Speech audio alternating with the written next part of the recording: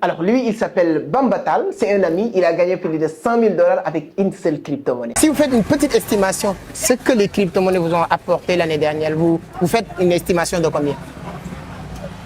Disons entre 50 et 100 000 $. 100 000 balles en un an, c'est-à-dire... Lui aussi, c'est mon ami, hein, c'est mon frère, il s'appelle Jean Dogba. Il a gagné plus de 100 000 $ avec une seule crypto. En décembre 2020, si vous avez juste 4 $ pour investir dans le Shiba, si vous avez investi 2500 francs CFA dans le Shiba, vous aurez pratiquement 76 milliards de pièces de Shiba Inu. 11 mois plus tard, celui qui avait mis les 2500 francs, il peut se retrouver, les gars peuvent se retrouver à des milliards de francs CFA. Oui, moi aussi, j'ai gagné plus de 40 000 $ avec une seule crypto-monnaie. Vous pouvez me dire ça, quelles sont ces crypto-monnaies-là? Je vais vous le dire tout de suite. Mais l'élément le plus important, comment ces personnes ont fait pour gagner autant d'argent avec une seule actif. Donc, dans cette vidéo, je vais vous partager 5 stratégies que tu dois mettre en place pour toi aussi. Demain ou après-demain, je suis convaincu. Si vous le mettez en place, je dirais que lui aussi, c'est mon ami, il s'appelle telle personne. Il a fait autant d'argent avec une seule actif. Mais si vous ne suivez pas à la lettre ces stratégies que je vais partager avec vous, vous pouvez investir aveuglément comme ça, et espérer que ça peut marcher. Je vous souhaite que ça marche. Mais si vous suivez ce que je vais vous dire, une chose est sûre, il n'y a pas de doute là-dessus, ça va marcher avec toi. Donc, au maximum de concentration, mettez en place ces 5 stratégies très simples. Et avant la fin de l'année, toi aussi, tu peux faire plus de 100 000 $ sur le marché du trading de la crypto-monnaie. Parce qu'ils n'ont rien d'extraordinaire par rapport à toi.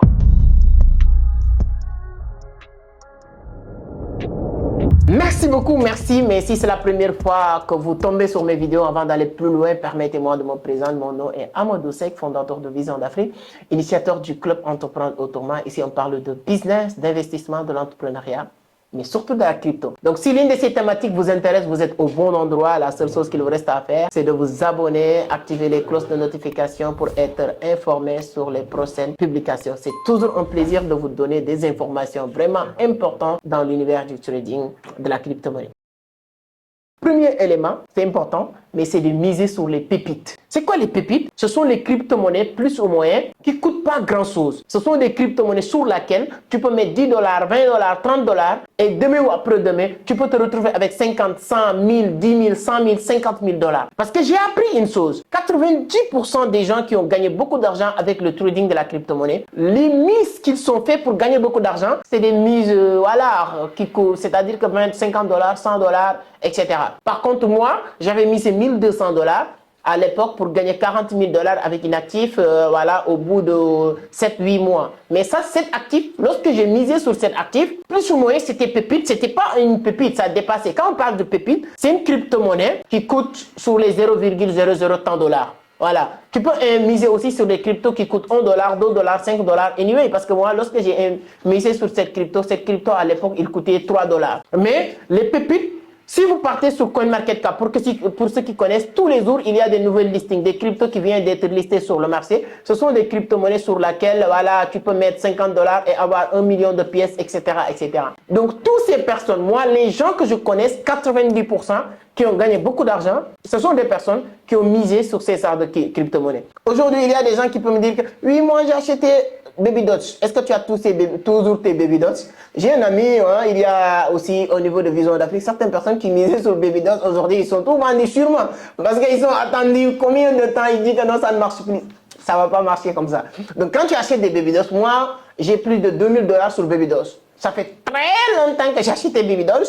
Mais tout le monde sort, moi je reste sur Baby Doge. Parce que demain si Baby Doge va exploser, tu vas voir des gens qui vont venir te dire, mais pourtant putain j'avais 50 $, j'avais 100 $, si c'est resté. Tous les pépites qui explosent, ils utilisent ces genres de méthodes. C'est-à-dire qu'on investit, on est patient et on investit sur les pépites ce qu'on est prêt à perdre. Moi j'aime bien dire que quand j'investis, je ne suis pas prêt à perdre ce que j'ai investi. Mais quand on investit sur les pépites, c'est une manière de te dire que tant que ça n'a pas explosé, on ne sort pas. Donc, investissez sur les pépites, ça peut marcher. C'est le premier critère, hein. Ce n'est pas des conseils financiers, mais je peux vous dire les méthodes, les stratégies que nous utilisons. Et les gens que je connais, j'ai eu la chance de rencontrer beaucoup de personnes qui sont dans le domaine, les plus petits jusqu'à les plus grands en Afrique francophone, les gens qui viennent de débuter, jusqu'à les gens qui sont là depuis comme les Tamikabas, etc. Toutes ces personnes, j'ai eu la chance de passer des bons moments, de comprendre plus ou moins leurs stratégies. Et ça, c'est l'une des plus grandes stratégies de toutes ces personnes. Deuxième stratégie de toutes ces personnes, c'est quoi? quoi? C'est de diversifier leurs investissements sur les pépites. Parce qu'on va vous dire aujourd'hui, il y a Baby Doge. Oui, il y a Baby Doge.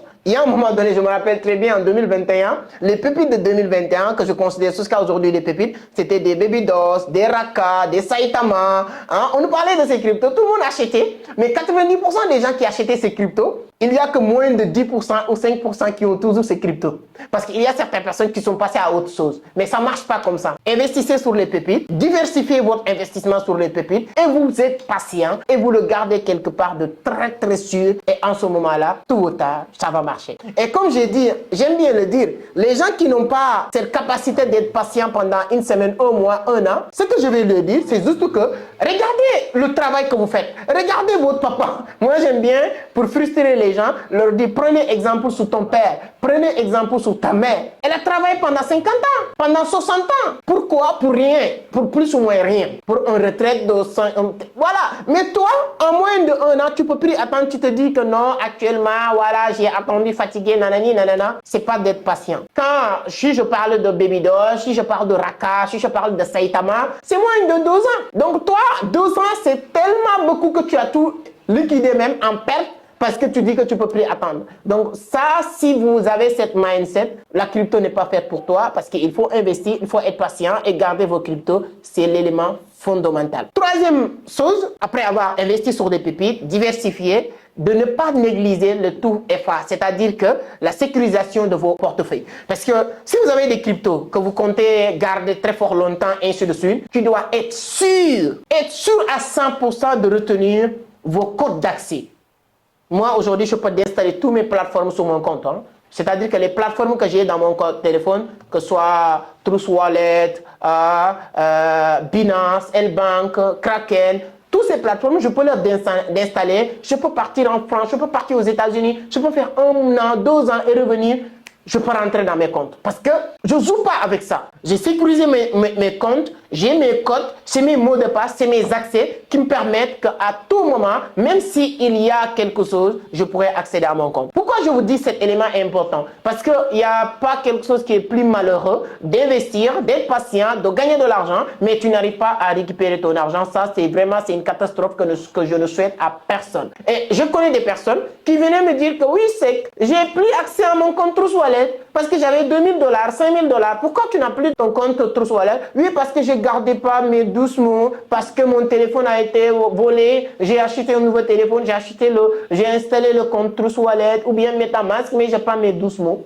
Parce que vous ne donnez pas de l'importance à vos doucement. Vous ne donnez pas de l'importance. Et peut-être demain ou après-demain, c'est $2 000, $5 000, peut être 5 millions de dollars. Qu'est-ce qui va se passer? Tu ne peux plus accéder. Il y a une histoire, hein, je pense que vous pouvez taper ça sur Internet. Il y a un gars qui avait acheté Bitcoin, le temps de Bitcoin, début de Bitcoin, il avait acheté beaucoup de Bitcoin. Il avait déposé sur son compte, mais il n'a pas gardé le mot de passe. Il avait écrit sur un bout de papier et il a gardé dans son armoire ou quelque part, mais pas gardé sérieusement. Qu'est-ce qui s'est passé? Lorsque Bitcoin a quitté de 0,0 $ à 13 000 $, le mec, lorsqu'on a fait les calculs, il devait se retrouver avec plus de 100 millions de dollars. Qu'est-ce qui s'est passé? Le mec en train d'aller de voir les endroits où on a cité des ordures pour voir est-ce qu'il peut trouver un papier où il a marqué le code. Donc bon, il y a un petit documentaire que vous pouvez regarder sur YouTube, etc. pour vous dire à quel point c'est important de prendre très au sérieux vos codes d'accès si vous êtes investisseur sur les actifs, etc.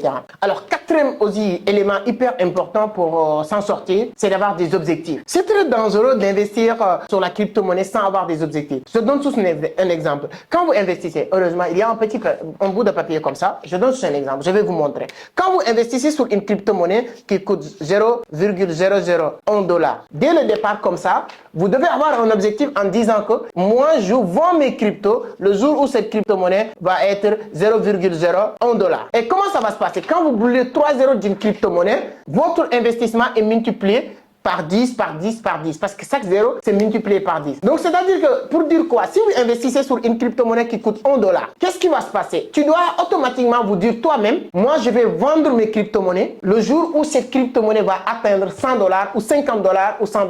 Quel est l'avantage de savoir ces objectifs? Si vous investissez sur une crypto-monnaie qui coûte 1 $ et vous dites que le jour où cette crypto-monnaie va coûter 100 $, je vais vendre. Si demain, cette crypto coûte 20 $, toi, les gens vont parler, mais toi, c'est pas ton problème. Tu attends ton objectif. Mais si demain, cette crypto touche 100 $, les gens vont venir pour investir, les gens vont parler de la crypto-monnaie. Toi, tu dois vendre. Si tu fais pas ça, tu risques de perdre. Parce que sur l'univers du trading de la crypto, ce qu'il faut comprendre, on n'a pas gagné, on n'a pas perdu tant qu'on n'a pas sorti du marché. Peu importe le montant que tu as gagné, si tu n'es pas sorti du marché, tu pourras jamais dire que j'ai gagné. Lorsque j'ai investi sur Solana, quand Solana était à 157 $, j'ai vendu. Mais quand j'ai vendu avec 157 $, 2 mois plus tard, Solana est parti jusqu'à 300 $, 292 $.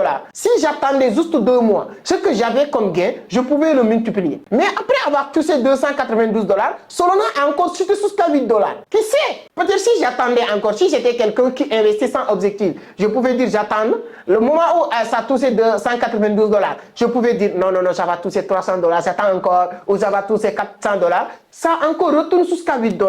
Donc quand vous investissez sur les cryptos, peu importe le montant que vous allez investir, tu dois obligatoirement avoir des objectifs. Ce sont ces objectifs-là qui pourront vous permettre de s'en sortir. Cinquième élément aussi qui est hyper important, c'est de vendre. Ouais.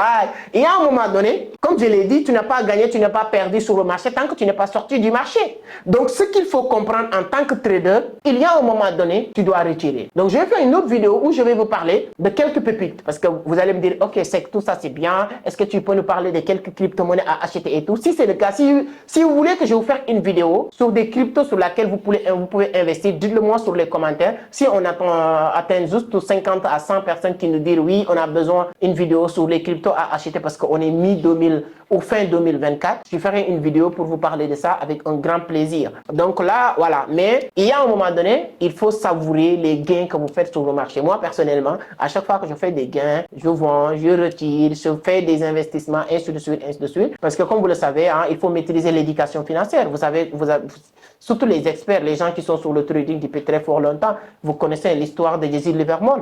Jesse Livermore, c'était le plus grand trader au monde. Hein, après la crise financière de 1929, lui, il a réussi à gagner plus de 100 millions de dollars à l'âge de 52 ans. Qu'est-ce qui s'est passé? À l'âge de 60 ans, il est mort, suicidé, voilà, ruiné aussi parce qu'il n'avait plus d'argent, parce qu'il manquait de l'éducation financière. Voilà quelques points que je voulais partager avec vous. Donnez votre point de vue sur les commentaires. Partagez la vidéo le maximum là pour permettre d'autres personnes de connaître ces éléments qu'on vient de, voilà, ces secrets qu'on vient de partager avec vous. Et comme vous le savez très bien, avec Entreprendre Autrement, on va continuer à vous donner de la valeur pour vous permettre d'évoluer dans l'univers du trading de la crypto-monnaie. Donc, merci beaucoup. Partagez, likez et dis-moi sur les commentaires si vous voulez que je fasse une vidéo sur les pépites avec un grand plaisir de le faire. Merci beaucoup. À la prochaine.